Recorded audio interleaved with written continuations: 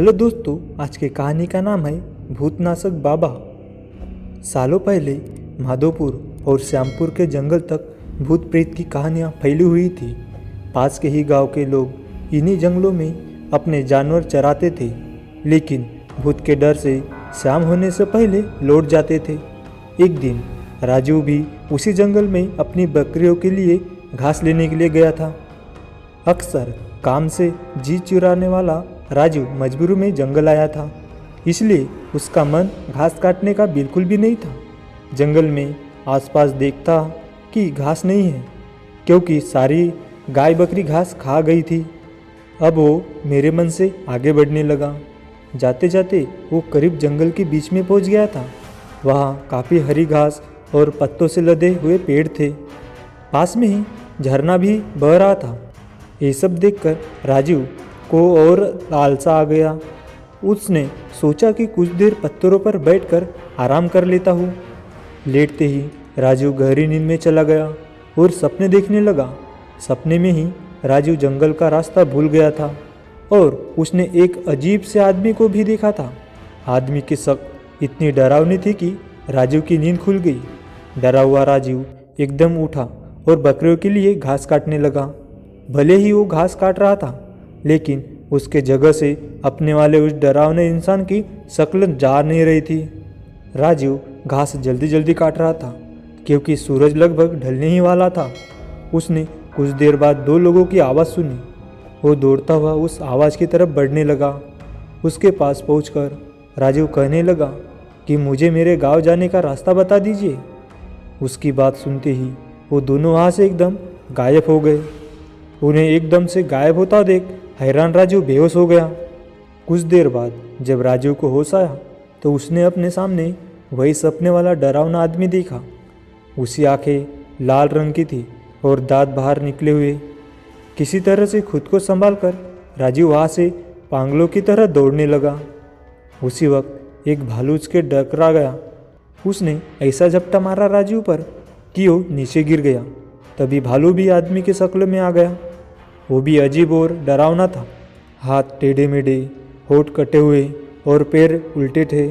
इधर जंगल में फंसे राजू को कुछ समझ नहीं आ रहा था कि उसके साथ क्या हो रहा है। उधर उसके घर वाले परेशान हो रहे थे। रात के 10 बज चुके थे, लेकिन राजू घर नहीं लौटा था। उसका भाई उसे ढूंढने के लिए जंगल की तरफ निकल गया। राजू का भाई एक पैर से ठीक से चल नहीं रहा था, इसलिए मदद के लिए उसके माता पिता के साथ ही गांव के कुछ लोग भी निकल पड़े। जंगल में पहुंचने के बाद सबने राजू के भाई और माँ को जंगल के बाहर के हिस्सों में रुकने के लिए कहा और खुद टार्च और कुछ हथियार लेकर अंदर चले गए। करीब 3 से 4 घंटे तक सबने जंगल में चारों ओर उसे ढूंढा, लेकिन वो कहीं भी नहीं मिला। बस अब जंगल का अंदरूनी और घना हिस्सा ही बचा था। रात के 4 बज रहे थे, इसलिए सबने सुबह होने का इंतजार करने का फैसला लिया और कुछ देर जंगल में ही बैठ गए। सुबह होते ही सब आगे बढ़े और राजू की तलाश शुरू की, लेकिन वो कहीं भी नहीं मिला। सब थक हार कर अपने अपने घर लौट आए। राजू किसी एक कोने में भूख प्यास से तड़पा हुआ पड़ा था। उसे इतना होश भी नहीं था कि वो कहाँ है। राजू का परिवार भी 3 दिन से उसकी याद में परेशान थे। राजू के मन में हुआ कि वो पक्का कहीं मुसीबत में ही होगा। अब मुझे भगवान को याद करना चाहिए। उसने तुरंत नीम के पेड़ के नीचे गड्ढा खोदना शुरू कर दिया। भाई लौटेगा कहते कहते किसी तरह से उसने गड्ढा खोद लिया। अब रोज़ सुबह वह उस गड्ढे में जल और दूध चढ़ाता था। उसका मानना था कि उसके देवता उसी नीम के नीचे रहते हैं। वो रोज़ सुबह उसी पेड़ के पास बैठ जाता और उसे कोई भी उठाने के लिए आता तो उसे धक्का मार देता था। नीम के पेड़ के नीचे बैठकर राजू का भाई बस यही कहता था कि मेरा भाई आएगा, उसे मेरे भगवान लेकर आएंगे। राजू के न मिलने और उसके बड़े भाई की ऐसी हालत देखकर गाँव वालों ने एक भगत को बुलाया।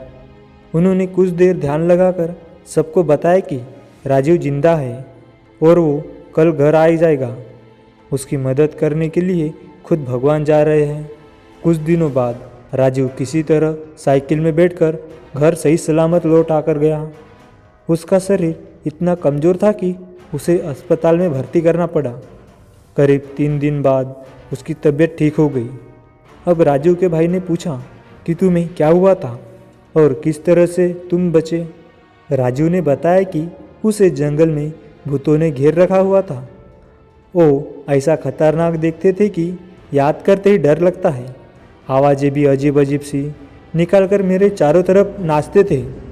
मुझे लगता था कि मैं कभी बच नहीं पाऊँगा उन भूतों से, लेकिन भगवान से खुद को बचाने की मिन्नतें भी करता था। तभी ऐसा लगा मानो भगवान ने उसकी पुकार सुन ली हो। उस दिन घोड़ों के पैरों की आहट और उसके हिनकनाने की आवाज़ आई। सभी भूत से सुनकर शांत हो गए। घोड़े पर एक आदमी भी सवार था। उसके हाथों में तलवार थी। उसे देखते ही सारे भूत भागने लगे। वो अपनी तलवार से एक एक को मारते हुए आगे बढ़ रहे थे। फिर उस घुड़सवार ने मेरी तरफ देखते हुए कहा कि मैं तुम्हारे लिए ही आया हूँ। अब किसी तरह की चिंता मत करना। सुबह होते ही तुम्हें कोई न कोई लेने आ जाएगा, तभी तुम आराम करो।